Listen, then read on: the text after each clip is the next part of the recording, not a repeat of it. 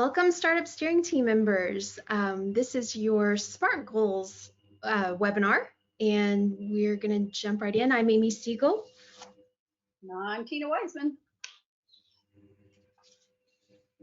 Okay, in this section, we are going to talk about the SMART goals, what exactly they are. Going to prepare you for discussion. Then you're going to have discussion 2, and this is that 2-part discussion, first with the focus areas, now to the SMART goals. You're going to enter the SMART goals, seek consensus, and then submit those SMART goals for review. Okay, if you'll remember last time we talked about our achievement goals and how they happen in 2 parts. The first are the focus areas. These are broad, long-term. They reflect gaps between vision and current achievement data, and your SMART goals are going to be grouped under them. In the second discussion, you're identifying your SMART goals. And remember, these are specific, measurable, achievable, realistic, and timely. We're going to go back to our basketball metaphor, where we talk about how our focus area could be win more basketball games, which is very broad. And then our SMART goals come under that. They're very specific. Increasing the percent of free throws made, increase the percent of 3-point shots made by starters, increase the number of assists made by second string players. You can see the difference in the focus areas and the SMART goals. Okay, so let's look at these SMART goals in more detail. They have to be very specific. So you want a student group, and that doesn't mean all students grades 3 through 6. You want a specific student group. You want a grade level, and many times within that grade level, you may want a subgroup even beyond that. You may want 4th grade IEP students, or you may want 4th grade free and reduced lunch students. So you're going to be very specific at this point. It's anything that you have information on in your achievement data. I have some schools that are so small that they have to widen this area in order to be able to have enough data that they can publicly put it out there. But if you're like your basic schools are going to have enough even at the student group. So if you would by any chance have a very low special education population, if you need to do 2 grade levels, that's okay, but don't make it too broad, because there again, now's when we need to really get down to specifics. It's going to be very measurable. You're going to talk about the current data, you're going to talk about target data, and then of course the vision. Vision's already been done for you. You did that while earlier in the process. But you're looking at current, and then you're going to set some of those targets out. Where do you want to be in a year? It needs to be attainable. So it's within your ability to impact something. And it's kind of like a healthy stock market. It doesn't just shoot up. The data doesn't, because what goes up usually will come down. But in this case, you want to go slow and steady. So it may be attainable that you can maybe put it up 2 percentage points as a target, or maybe 3, but keep it very attainable. It needs to be realistic and results oriented. It needs to be a challenge, but at the same time, you don't want it to be a reason for failure or a reason to not try. It needs to be very realistic and timely. This needs to be reachable within 1 year. So we're just talking a year at a time now. An elementary example of this would be, say, your focus area 1 was proficiency in math. So SMART goal 1 could be, you want to increase the percentage of 4th graders in the bottom 25% of the class who are at or above proficient on iLearn math. So you see you've narrowed it down to a grade level. You've narrowed it down to a subgroup within that grade level. But you know exactly what you want to track to get some movement there with the process. Your second SMART goal would be, for example, all 6th graders, but they would be proficient in a very specific area of the iLearn reporting category. So they would be at or above proficient in algebraic thinking. So you can see the specifics It can be very specific, either at grade level with a subgroup or in a category that's being tested, or excuse me, assessed on the iLearn assessment. And then it just goes on and on through there. And then you get into focus area 2 with math. There again, this one has been identified as the 25%, or excuse me, the bottom 25%. So this is going to talk about all student areas, all student grade levels, but it's only talking about within that focus area, the bottom 25, because that seems to be where the real problem is in this individual school. So they're going to want to increase the percent of sixth graders in the bottom 25% who show high growth on the iLearn math. Or they may want to be the class of 20. And here again, this is when you're tracking that class, because perhaps they've done, poorly since the get-go. And so you want to track that class as they go from year to year to year. So they're the class of 20 whatever. And then the bottom 25 there, and you want to track them year after year after year to see if they are getting high growth on iLearn Math. So you can see now already how specific these things can be. And the more specific they are, as these examples are, the more helpful they are. So looking at some examples from the high school, let's say that our focus area 1 is for proficiency in math. Our first SMART goal might be to increase the percent of 8th graders who pass Algebra 1. SMART goal 2, increase the percent of 8th graders who are free and reduced lunch who pass Algebra 1. And then looking at increasing the percent of 9th graders who pass Algebra 1. There we're getting specific, we're looking at the same class, but we're getting specific with our student groups. In our second focus area, college and career ready, we'd look at increasing the percent of 12th grade students who graduate on time in 4 years. Our second SMART goal could be increase the percent of AP students who are free and reduced who score a 3 or better on an AP test. Again, these are just examples of where depending on your data, where you might go with your SMART goals. Okay, in preparing for discussion 2, you want to provide each steering member, first of all, with a copy of the focus areas. And that is, of course, after they have met criteria. So make sure it says meets criteria on the VTA process page. And that is section 4, the step 5 report. And then you also want to have that copy of the achievement data report. You might want to make sure or hope that they have all kept that report marked up for discussion 1. So hopefully they've just done that. So this is also section 1, step 3 report if you need another copy of it. And then before discussion 2, each steering team member individually should review the focus areas.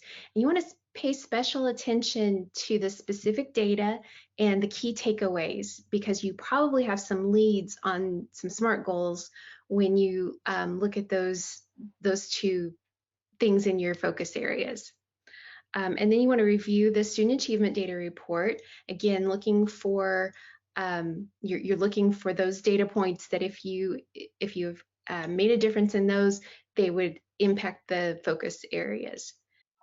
All righty, so now we're ready for steering team discussion 2, and you're going to identify the SMART goals. So as you get together, you're going to share your findings. For each focus area, share specific data from the achievement data report that you identified as affecting the focus area. Be sure to look for specific student groups, specific classes and or courses, specific reporting categories / standards. Make sure you're getting in there and being as specific as you possibly can as you're looking at those. And we find it really helpful, again, you want to have somebody kind of recording everybody's responses. However that works best for you, if you like to work on big paper and have a piece of paper for each of your focus areas, and then put the possible SMART goals underneath that and make notes as you all discuss. Or if you want to do that with a projector and do that on a computer, whatever works best for your team. Just make sure you find a way to kind of make sure we're looking at each focus area and coming up with SMART goals underneath it. Now, remember these things as you're discussing all this, and you might even want to, there again, you may want to go to the manual, get a copy of this slide, and have it open so that you're kind of checking as you go, because it's kind of your checklist. The SMART goals should be laser focused, and I know I overuse that term, but these have got to be sharp. They've got to be honed in on very specific like standards and student groups. Otherwise, you're just kind of out there and everything's just still kind of not, that's just too generalized. You want disaggregated data. So you want data for specific student groups and know that that is key for good SMART goals. Disaggregate, disaggregate, disaggregate.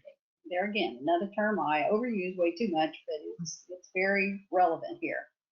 You're going to look for achievement gaps between student groups. It won't take you long to find those, and that's where you need to pounce. And whenever possible, use objective data like test scores to back up subjective data like report card grades. And there again, the reason that that is subjective, everybody knows, everybody has a little bit different method of figuring what is a passing grade, even though you've got it set up perhaps 80, 85% or whatever, but it's still not specific enough. It's still it's subjective, because how do those kids get to that 80 or 85% in each individual classroom? So that's not saying the data's not good. That's just saying it is subjective. And then always be open to the yeah buts. And it's okay to have those, because that just helps move the conversation along. So when you hear someone start with yeah but, just listen, but don't let that get in the way of the SMART goal. So don't throw it off the table, but let it be brought out, because that will start a discussion. So for example, if somebody said, yeah, but we only have 1 year of iLearn data, or yeah, but we don't know why students don't take the ACT. Those are all very legitimate concerns. And some of those will show up then later in your root causes, which it's both of those are very valid yeah buts. And some things will be examined each year as more data is available. But the SMART goals are based on the best information we have right now. So these are the things you'll be entering when you put your SMART goals into the online system. So as you're working, it's a good idea to start identifying for each SMART goal the student group. And it could be a grade level, as we've said. It could be students with a particular attribute, like they participate in the lunch program.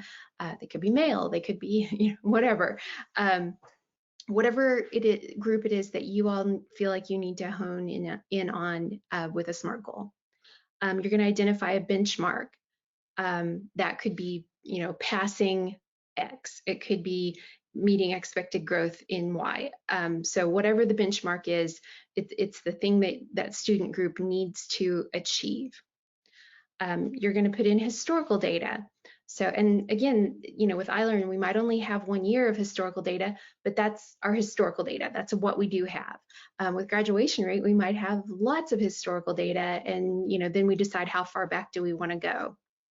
We give you I'll show you in the data entry, but we give you the option to put in as much or as little historical data as is appropriate for your SMART goal. And then you're going to set data targets. In the future, what percentage of the student group will reach the benchmark? So again, that's where we're wanting to be realistic but challenging. And then we also ask you for vision data. Once you have submitted each of these items, there again, remember, you have your, as we jokingly call, you have your cheat sheet ahead of time. So, pull this up, hit your rubric page, or excuse me, hit your rubric icon, your report, and then just pull this up as you're entering these in, because this is exactly what I'm going to be looking for. Each focus area is supported by one or more appropriate SMART goal. I can tell you right now, you're going to have more than one. I mean, it's next impossible to only have one. A grade level or class has been identified for each SMART goal. So it's either going to, in the pop-up box, when you enter this information in, it will ask you for that specifically. The student group demographics have been identified for each SMART goal. For example, all students, pre-reduced lunch students, or third graders. There again, all that's on the pop-up box. A narrow targeted benchmark that includes the achievement benchmark and the assessment tool has been identified for each SMART goal. For example, master ratio standards on the I-STEP assessment. This could be a 10th or 11th grade class that's still doing the I-STEP retest. So, you know, it's going to be very specific right there. It may be one of the designated categories for iLearn that the kids just, you know, the bottom fell out and it surprised everybody. So you may want to do that. Then you're going to have historical, target, and vision data. And Amy will show you these columns, how they'll pop up or how you'll create those. And then I will expect to see those three numbers in there, at least three. At least one SMART goal will exist for a student group that's not met AMO or indicates an achievement gap. There again, that was checked on your SIP uses. So that box will automatically come up on the check box, on the pop-up box, and then you will check those in accordance with your Title I, school-wide, and then also with Indiana rules and regs. So everybody will see that. A SMART goal for reading has been identified for students in K through 2. A SMART goal for reading has been identified for students in 3 through 6. And then collectively, the SMART goals seem to be manageable within the school's time and energy constraints. And if I see that you're just absolutely all over the place, I may come back and say, we may need to rein this in a little bit because you've got some work to do yet here. And all these connect the dots down the road to root causes and interventions. And we kind of, I know that where we end up with this. So allow me to help you with that. And then at least one SMART goal will address the percentage of all students passing Algebra 1 in 8th grade and associated with the graduation PAI. So Focus area. Yeah, it's actually with the focus area. So the SMART goal, if you have an 8th grade in your building, you will have an 8th grade with your college and career readiness. And then it will, there again, the pop-up box comes up and you will check that off. All right, let's look at our getting these entered. So we're on our process page and our focus areas have met criteria. And now we're going to put in our SMART goals. And again, this is one of our demo schools, so it already has a few SMART goals. You'll remember when we entered focus areas, we have a limit on these. You can only put in 3. You cannot have more than 3 focus areas. You must have 1 for this to work at all, but really in your focus areas, you're required to have a minimum of 2 and a maximum of 3. Unlike that, with SMART goals, you can enter as many as are needed. So we have 3 on this focus area, and I could enter, if we needed 8 more, and those 8 made sense for our focus area, and also we weren't completely overloading ourselves. It's possible. So again, it's something you're looking at striking a balance, but the system will allow you to put in as many as you need. So to add a new one, I click on the Add a SMART Goal link, and I get my pop-up form.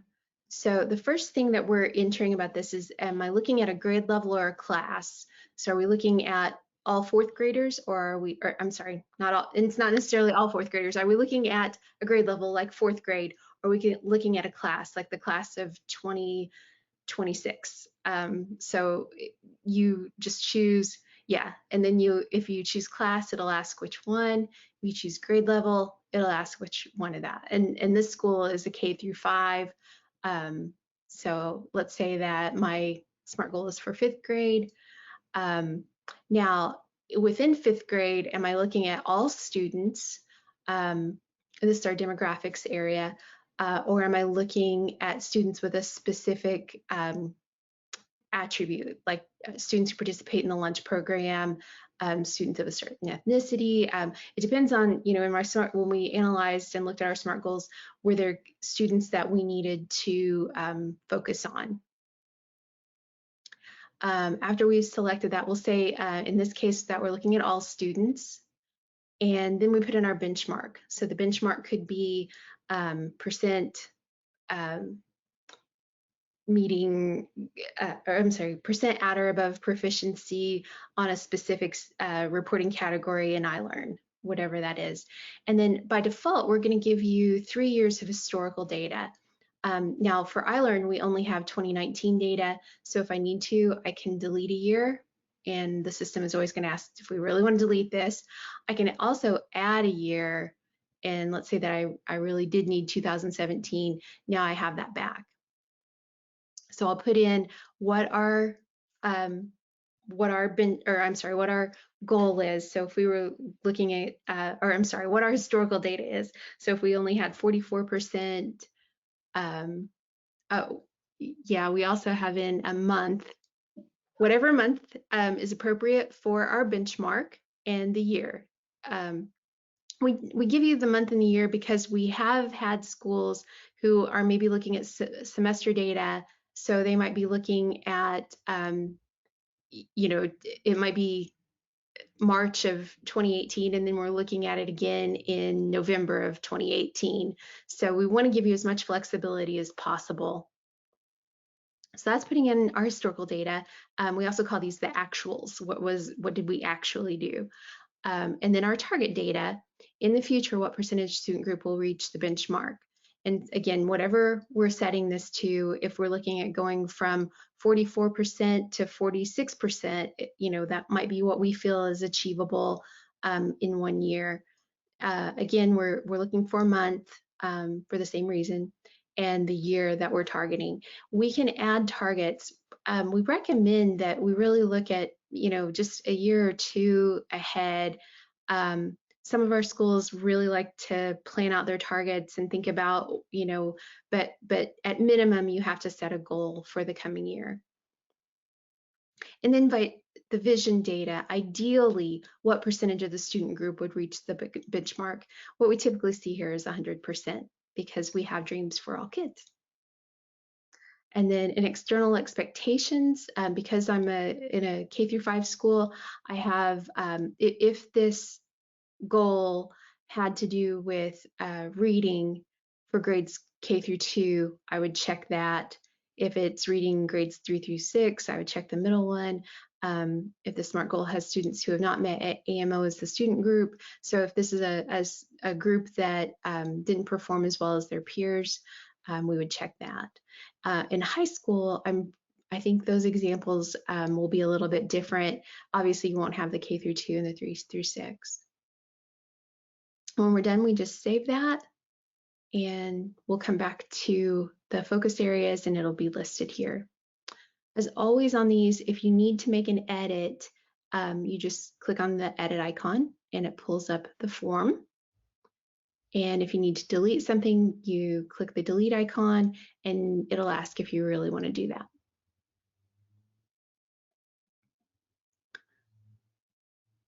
And looking back at the process page, so we're going to put in our SMART goals, get those submitted, and then after that, the only other task you have is to enter your steering team discussion summaries, and you're going to summarize both discussions in one area here and get those submitted. Tina mentioned earlier that you can always see your cheat sheet, your rubric ahead of time. It's always the last item in your section, and you pull that up, and it'll be the criteria for everything in that section, and it'll also be for your school. So if, depending on your grade levels, depending on the SIP uses, you'll have those. listed appropriately. And that's it for online. So we'll go back to our presentation. So now, time to seek consensus. So you're going to send the SMART goals to the steering team. You're going to ask, can we all support these SMART goals? And if one or more steering team members cannot support the SMART goals, then you're going to discuss them, make adjustments until everyone can. And there again, remember, these goals are the foundation of your school improvement plan. This is your launching pad of where we're going to take off now to create the true reality of your school improvement plan for next year. So after you have everything entered and everybody has reached consensus, you're going to submit for review. And again, we advise you to have a plan for responding to feedback. This is where Tina might have some suggestions, and it's a good place. Again, we're hoping to guide you so that the rest of your plan goes very smoothly. This is your foundation. We want a good, strong foundation. And don't be surprised if she pushes you to get more specific or to add more SMART goals. I'm available probably better this time of year through email than telephone calls. If I need to call you back, I certainly will. Just feel free, spell those emails out as much as you can, because then that'll help me give you a better answer. And things slow down a little bit now as far as my queue. I usually can't get things just quite as quickly because the 1 through 3 schools on their update years are submitting interventions. So it slows down my overall process, but I'm still here and I'll get those back to you just as soon as I can. And I'm just going to put in a plug here. This is a place where Tina really is an expert. And so if you all are struggling, if you've got some questions, if you just need somebody to bounce some ideas off of, definitely do shoot her an email, because this is something Tina, as a steering team member herself, she really excelled at this. She also has the benefit of working with so many schools over time and really kind of seeing what works and doesn't work. So please be sure to use her as a resource. And when she gives you feedback, know that it comes from a place of really wanting to help you create the best plan possible. Thank you all very much. We hope this goes well for you. Let us know if you have any questions.